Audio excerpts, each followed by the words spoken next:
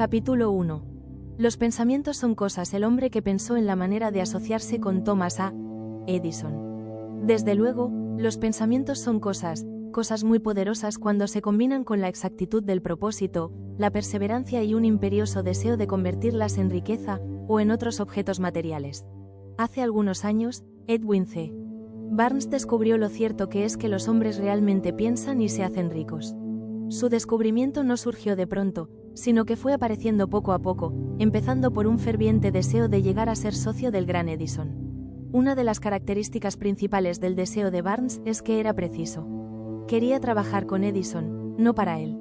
Observe con detenimiento la descripción de cómo fue convirtiendo su deseo en realidad, y tendrá una mejor comprensión de los principios que conducen a la riqueza. Cuando apareció por primera vez en su mente, Barnes no estaba en posición de actuar según ese deseo, o impulso del pensamiento. Dos obstáculos se interponían en su camino. No conocía a Edison, y no tenía bastante dinero para pagarse el pasaje en tren hasta Orange, New Jersey. Estas dificultades hubieran bastado para desanimar a la mayoría de los hombres en el intento de llevar a cabo el deseo. Pero el suyo no era un deseo ordinario. El inventor y el vagabundo Barnes se presentó en el laboratorio de Edison, y anunció que había ido a hacer negocios con el inventor. Hablando de su primer encuentro con Barnes, Edison comentaba años más tarde: estaba de pie ante mí, con la apariencia de un vagabundo, pero había algo en su expresión que transmitía el efecto de que estaba decidido a conseguir lo que se había propuesto. Yo había aprendido, tras años de experiencia, que cuando un hombre desea algo tan imperiosamente que está dispuesto a apostar todo su futuro a una sola carta para conseguirlo, tiene asegurado el triunfo. Le di la oportunidad que me pedía, porque vi que él estaba decidido a no ceder hasta obtener el éxito. Los hechos posteriores demostraron que no hubo error. No podía haber sido el aspecto del joven lo que le proporcionara su comienzo en el despacho de Edison, ya que ello estaba definitivamente en su contra. Lo importante era lo que él pensaba. Barnes no consiguió su asociación con Edison en su primera entrevista. Obtuvo la oportunidad de trabajar en el despacho de Edison, por un salario insignificante. Transcurrieron los meses. En apariencia, nada había sucedido que se aproximase al codiciado objetivo que Barnes tenía en mente como su propósito inicial y preciso. Pero algo importante estaba sucediendo en los pensamientos de Barnes. Intensificaba constantemente su deseo de convertirse en socio de Edison. Los psicólogos han afirmado, con todo acierto, que cuando uno está realmente preparado para algo, aparece. Barnes se hallaba listo para asociarse con Edison. Además, estaba decidido a seguir así hasta conseguir lo que buscaba. No se decía a sí mismo: vaya, no hay manera. Supongo que acabaré por cambiar de idea y probaré un trabajo de vendedor. En vez de eso, se decía: he venido aquí a asociarme con Edison, y eso es lo que haré aunque me lleve el resto de la vida. Estaba convencido de ello. ¿Qué historia tan diferente contarían los hombres si adoptaran un propósito definido, y mantuvieran ese propósito hasta que el tiempo lo convirtiese en una obsesión obstinada? Quizás el joven Barnes no lo supiera en aquel entonces, pero su determinación inconmovible, su perseverancia en mantenerse firme en su único deseo, estaba destinada a acabar con todos los obstáculos, y a darle la oportunidad que buscaba. Los inesperados disfraces de la oportunidad. Cuando la oportunidad surgió, apareció con una forma diferente y desde una dirección distinta de las que Barnes había esperado. Ese es uno de los caprichos de la oportunidad. Tiene el curioso hábito de aparecer por la puerta de atrás, y a menudo viene disimulada con la forma del infortunio, o de la frustración temporal. Tal vez por eso hay tanta gente que no consigue reconocerla. Edison acababa de perfeccionar un nuevo invento, conocido en aquella época como la máquina de dictar de Edison. Sus vendedores no mostraron entusiasmo por aquel aparato. No confiaban en que se pudiera vender sin grandes esfuerzos. Barnes vio su oportunidad, que había surgido discretamente, oculta en una máquina estrambótica que no interesaba más que a Barnes y al inventor. Barnes supo que podría vender la máquina de dictar de Edison. Se lo sugirió a este, y, de inmediato, obtuvo su oportunidad. Vendió la máquina. En realidad, lo hizo. Con tanto éxito que Edison le dio un contrato para distribuirla y venderla por toda la nación. A partir de aquella asociación, Barnes se hizo rico, pero también consiguió algo mucho más importante. Demostró que uno, realmente, puede pensar y hacerse rico. No tengo forma de saber cuánto dinero en efectivo reportó a Barnes su deseo.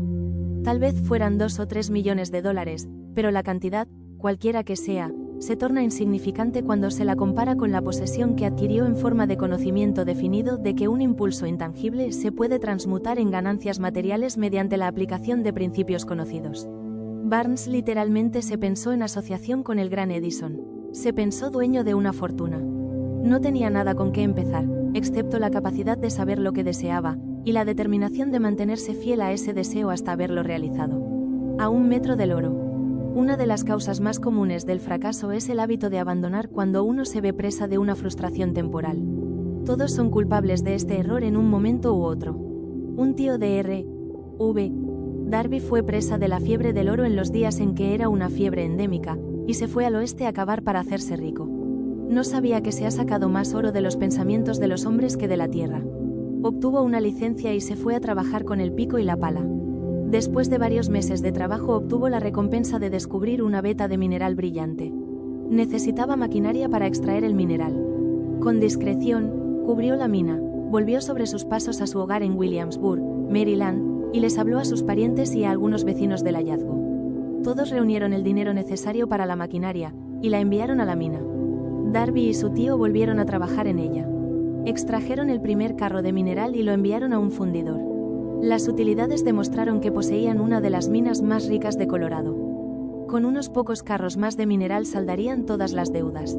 Entonces empezarían a ganar dinero en grande. Hacia abajo fueron los taladros. Muy alto llegaron las esperanzas de Darby y de su tío. Entonces sucedió algo. El filón de mineral brillante desapareció. Habían llegado al final del arco iris, y la olla de oro no estaba allí. Perforaron en un desesperado intento para volver a encontrar la veta, pero fue en vano. Finalmente, decidieron abandonar. Vendieron la maquinaria a un chatarrero por unos pocos centenares de dólares, y tomaron el tren de vuelta a casa. El chatarrero llamó a un ingeniero de minas para que mirara la mina e hiciera una prospección. El ingeniero le informó de que el proyecto había fracasado porque los dueños no estaban familiarizados con las vetas falsas. Sus cálculos indicaban que la veta reaparecería a un metro de donde los Darby habían dejado de perforar. Allí fue precisamente donde fue encontrada. El chatarrero extrajo millones de dólares en mineral de aquella mina porque supo buscar el asesoramiento de un experto antes de darse por vencido. Nunca me detendré porque me digan, no. Mucho tiempo después, Darby se resarció sobradamente de su pérdida, cuando descubrió que el deseo se puede transmutar en oro. Eso le ocurrió después de que ingresara en el negocio de la venta de seguros de vida. Recordando que había perdido una inmensa fortuna por haber dejado de perforar a un metro del oro, Darby aprovechó esa experiencia en el trabajo que había elegido, con el sencillo método de decirse a sí mismo: me detuve a un metro del oro, pero nunca me detendré porque me digan, no, cuando yo trate de venderles un seguro. Darby se convirtió en uno de los pocos hombres que venden $1 millón anuales en seguros. Su tenacidad se la debía a la lección que había aprendido de su deserción en el negocio de la mina de oro. Antes de que el éxito aparezca en la vida de cualquier hombre, es seguro que éste se encontrará con muchas frustraciones temporales, y tal vez con algún fracaso. Cuando la frustración se adueña del hombre, lo más fácil y más lógico que puede hacer es abandonar. Eso es lo que la mayoría de los hombres hace. Más de 500 de los hombres más prósperos que han conocido los Estados Unidos le han dicho al autor que sus mayores éxitos surgieron un paso más allá del punto en que la frustración se había apoderado de ellos. El fracaso es un embustero con un mordaz sentido de la ironía y la malicia. Se deleita en hacernos tropezar cuando el éxito está casi a nuestro alcance. Una lección de perseverancia de 50 centavos. Poco después de que Darby se doctorase en la Universidad de los Porrazos, y decidiera aprovechar su experiencia en el asunto de la mina de oro, tuvo la buena fortuna de estar presente en una ocasión que le demostró que no está muy lejos de no. Una tarde ayudaba a su tío a moler trigo en un viejo molino. Este dirigía una granja grande, donde vivían cierto número de granjeros arrendatarios de color. La puerta se abrió silenciosamente, y una niña, hija de uno de los arrendatarios, entró y se situó junto a la puerta. El tío levantó la vista, miró a la niña y gritó con aspereza: ¿qué quieres? Mi mamá dice que le mande 50 centavos, respondió, humilde, la niña. Ni hablar, replicó el tío, y ahora vete a tu casa. Sí, señor, dijo la niña, pero no se movió. El tío siguió con su trabajo, tan ocupado que no prestó atención a la niña y no se dio cuenta de que no se había marchado. Cuando volvió a levantar la mirada y la vio allí parada, gritó: he dicho que te vayas a tu casa. Ahora, márchate o te daré una paliza. Sí, señor, dijo la niña, pero siguió inmóvil. El tío dejó un saco de grano que estaba por echar en la tolva del molino, cogió una duela de barril y empezó a acercarse a la niña con una expresión poco tranquilizadora. Darby contuvo el aliento. Estaba seguro de hallarse a punto de presenciar una paliza. Sabía que su tío tenía un temperamento terrible. Cuando su tío llegó donde estaba la niña, ella dio un rápido paso al frente, le miró a los ojos, y gritó con todas sus fuerzas: «Mi mamá necesita esos 50 centavos». El tío se detuvo, la miró unos instantes, y luego dejó lentamente la duela de barril a un lado, se metió la mano en el bolsillo, sacó $medio y se lo dio a la niña. Ella cogió el dinero y se encaminó despacio hacia la puerta, sin quitar los ojos del hombre al que acababa de vencer. Después de que la niña se hubo marchado, el tío se sentó en una caja y permaneció mirando por la ventana durante más de 10 minutos. Estaba reflexionando, sorprendido, sobre la derrota que acababa de sufrir. Darby también se hallaba pensativo. Esa era la primera vez en su vida que había visto a una criatura de color dominar a un blanco adulto. ¿Cómo lo había hecho? ¿Qué le había ocurrido a su tío para que perdiera su ferocidad y se volviera tan dócil como un cordero? ¿Qué extraño poder había empleado esa niña para hacerse dueña de la situación? Estas y otras preguntas similares destellaban en la mente de Darby, pero no halló las respuestas hasta muchos años después, cuando me relató la historia. Curiosamente, el relato de esa inusual experiencia la escuché en el viejo molino, el mismo sitio donde su tío recibió esa lección. El extraño poder de una niña.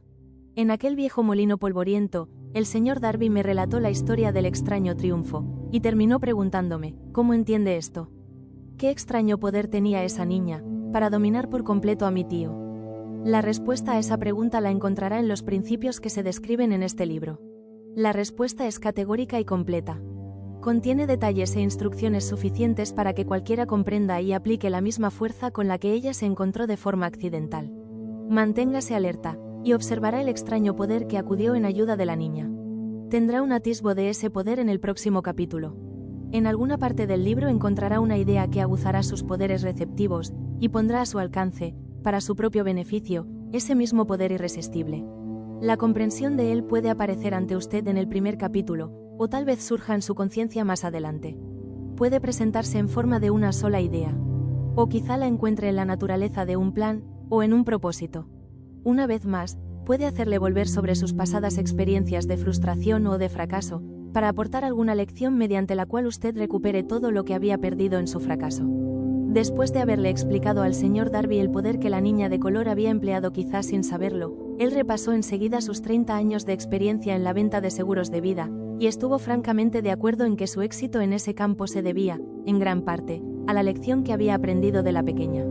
El señor Darby señaló: cada vez que un posible comprador trataba de deshacerse de mí, sin hacerse el seguro, yo visualizaba a la niña, parada en el viejo molino, con sus ojazos desafiantes, y me decía a mí mismo: tengo que conseguir esta venta. La mejor parte de las ventas que he hecho han sido a gente que me había dicho no. El señor Darby también recordó su error al haberse detenido a un metro escaso del oro.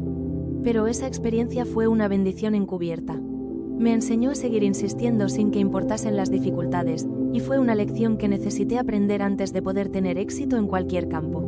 Esta historia del señor Darby y de su tío, de la niña y de la mina de oro, sin duda la leerán centenares de hombres que se ganan la vida vendiendo seguros de vida, y el autor desea ofrecer a todos ellos la sugerencia de que Darby le debe a esas dos experiencias su capacidad para vender más de $1 millón anuales en seguros de vida.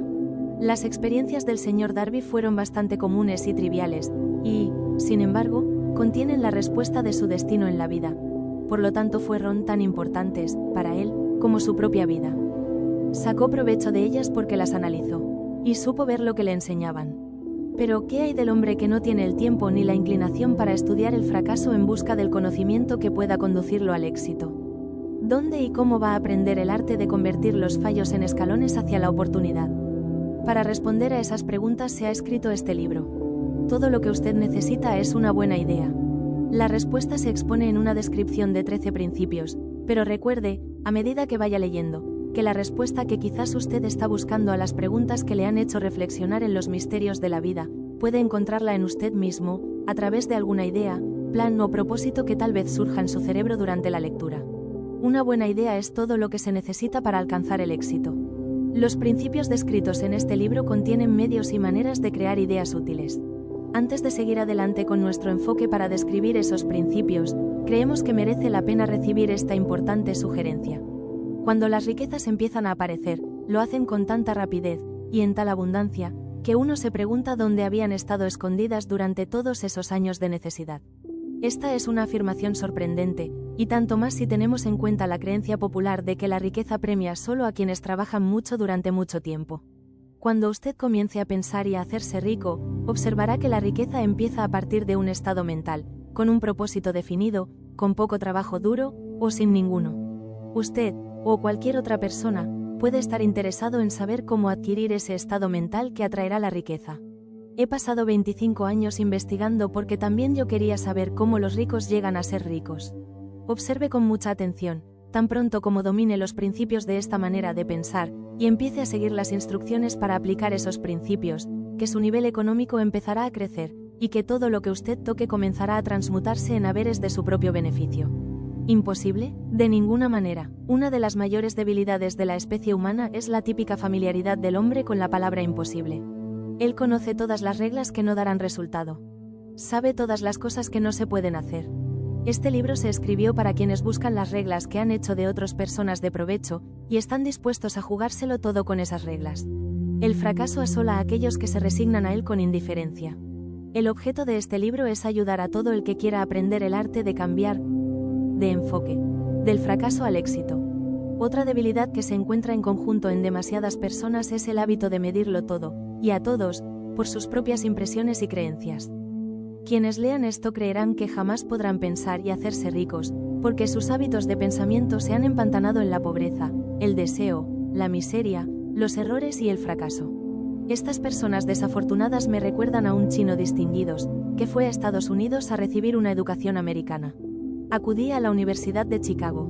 Un día, el presidente Harper se encontró con ese joven oriental en el campus, se detuvo a charlar con él unos minutos, y le preguntó qué le había impresionado como la característica más notable del pueblo estadounidense. Bueno, replicó el estudiante, la extraña forma de sus ojos. Tienen unos ojos rarísimos. ¿Qué decimos nosotros de los chinos? Nos negamos a creer lo que no entendemos. Pensamos tontamente que nuestras propias limitaciones son el patrón adecuado de las limitaciones. Por supuesto, los ojos de los demás son rarísimos, porque no son iguales a los nuestros. El imposible motor V8 de Ford. Cuando Henry Ford decidió fabricar su famoso motor V8, quiso construir un motor con los 8 cilindros alojados en un solo bloque, y dio instrucciones a sus ingenieros para que produjeran un prototipo del motor. El proyecto estaba ya volcado sobre el papel, pero los ingenieros acordaron que era de todo punto imposible embutir 8 cilindros en un motor de un solo bloque. Produzcanlo de todas maneras, dijo Ford. Pero es imposible, replicaron ellos. Adelante, ordenó Ford, y no dejen de trabajar hasta haberlo conseguido, no importa cuánto tiempo haga falta. Los ingenieros pusieron manos a la obra. No tenían otra opción si querían seguir formando parte del equipo de Ford. 6 meses transcurrieron sin que obtuvieran resultados. Pasaron otros 6 meses, y todavía no habían conseguido nada. Los ingenieros probaron todos los planes concebibles para llevar a cabo el proyecto, pero aquello parecía incuestionable, imposible. Al cabo de un año, Ford se reunió con los ingenieros, que volvieron a informarle de que no habían hallado manera de cumplir sus órdenes. Sigan con el trabajo, dijo Ford, quiero ese motor, y lo tendré. Continuaron haciendo pruebas, y entonces, como por arte de magia, el secreto quedó desvelado. La determinación de Ford había ganado una vez más. Quizás esta historia no esté descrita con precisión de detalles, pero las circunstancias y el resultado son los correctos. Deduzca de ella, usted que desea pensar y hacerse rico, el secreto de los millones de Ford, si puede. No tendrá que buscar muy lejos. Henry Ford tuvo éxito porque comprendió y aplicó los principios del éxito. Uno de ellos es el deseo, saber lo que uno quiere. Recuerde esta historia de Ford mientras lee, y señala las líneas en que se describe el secreto de su extraordinaria proeza. Si puede hacer esto, si usted es capaz de poner el dedo en el particular grupo de principios que hicieron rico a Henry Ford, usted puede igualar sus logros en casi cualquier oficio para el que esté preparado. ¿Por qué es usted el dueño de su destino? Cuando Henley escribió sus proféticas palabras, soy el dueño de mi destino, soy el capitán de mi alma, debería habernos informado de que nosotros somos los dueños de nuestro destino, los capitanes de nuestra alma, porque tenemos el poder de controlar nuestros pensamientos. Debería habernos dicho que nuestro cerebro se magnetiza con los pensamientos dominantes que llevamos en la mente, y que, por mecanismos que nadie conoce bien, estos imanes atraen hacia nosotros las fuerzas, las personas, las circunstancias de la vida que armonizan con la naturaleza de nuestros pensamientos dominantes. Debería habernos dicho que, antes de poder acumular riquezas en abundancia, tenemos que magnetizar nuestra mente con un intenso deseo de riqueza, que hemos de tomar conciencia de la riqueza hasta que el deseo por el dinero nos conduzca a hacer planes definidos para adquirirlo. Pero, al ser un poeta, y no un filósofo, Henley se contentó con afirmar una gran verdad de manera poética, dejando que sus lectores interpretaran el significado filosófico de sus líneas. Poco a poco, la verdad ha ido desvelándose, hasta que ahora parece cierto que los principios descritos en este libro contienen el secreto del dominio sobre nuestro destino económico. Principios que pueden cambiar su destino. Ahora estamos preparados para examinar el primero de esos principios. Mantenga una actitud de apertura mental y recuerde, a medida que vaya leyendo, que no son invención de nadie. Son principios que han funcionado para muchos hombres. Usted puede ponerlos a trabajar para su propio beneficio permanente. Verá qué fácil es. Hace algunos años, pronuncié el discurso de la entrega de diplomas en el Salem College, en Salem, Virginia Occidental. Acentué el principio descrito en el próximo capítulo con tal intensidad, que uno de los miembros de la clase que obtendría el diploma se lo apropió, y lo convirtió en parte de su forma de ver la vida. Ese joven llegó a ser miembro del Congreso y un personaje importante en la administración de Franklin D. Roosevelt. Me escribió una carta en la que presenta con tanta claridad su opinión sobre el principio que trataremos en el próximo capítulo, que he decidido publicarla como introducción a dicho capítulo. Le dará una idea a usted de los beneficios que le esperan. Estimado Napoleón, dado que mi servicio como miembro del Congreso me ha proporcionado cierta comprensión de los problemas de hombres y mujeres, le escribo para ofrecerle una sugerencia que puede ser útil a millares de personas. En 1922, usted pronunció un discurso en la entrega de diplomas en el Salem College. Cuando yo era miembro de la clase que los recibiría en aquel discurso, usted plantó en mi mente una idea a la que debo la oportunidad que ahora tengo de servir a la gente de mi estado, y que será responsable, en gran medida, de cualquier éxito que yo pueda alcanzar en el futuro. Recuerdo, como si hubiese sido ayer, la maravillosa descripción que usted hizo del método por el que Henry Ford, con muy pocos estudios, sin $1, sin amigos influyentes, llegó tan alto. Entonces resolví, incluso antes de que usted hubiera acabado su discurso, que me haría un lugar en la vida, sin que importara cuántas dificultades tuviera que afrontar. Millares de jóvenes terminarán sus estudios universitarios este año, y los años venideros. Cada uno de ellos estará buscando un mensaje tan alentador como el que yo recibí de usted. Querrán saber a dónde acudir, qué hacer, cómo empezar en la vida. Usted puede decírselo, porque ha ayudado a resolver los problemas de mucha gente. En Estados Unidos hay en la actualidad miles de jóvenes que quisieran saber cómo convertir sus ideas en dinero, gente que debe empezar desde abajo, sin dinero, y amortizar sus pérdidas. Si alguien puede ayudarles, es usted. Si publica el libro, me gustaría tener el primer ejemplar que salga de la imprenta, autografiado por usted. Con mis mejores deseos, créame, cordialmente suyo, JNNINGS Randolph. 35 años después de haber leído aquel discurso, fue un placer para mí regresar al Salem College en 1957 para hacer el discurso de la entrega de diplomas. En aquel entonces recibí el título de doctor honorario de literatura del Salem College. Desde aquella ocasión, en 1922, he visto prosperar a Jennings Randolph hasta llegar a ser ejecutivo de una de las más importantes líneas aéreas de la nación, un orador muy inspirado, y senador de Estados Unidos por Virginia Occidental. No hay limitaciones para la mente, excepto las que aceptamos. La pobreza y la riqueza son vástagos del pensamiento.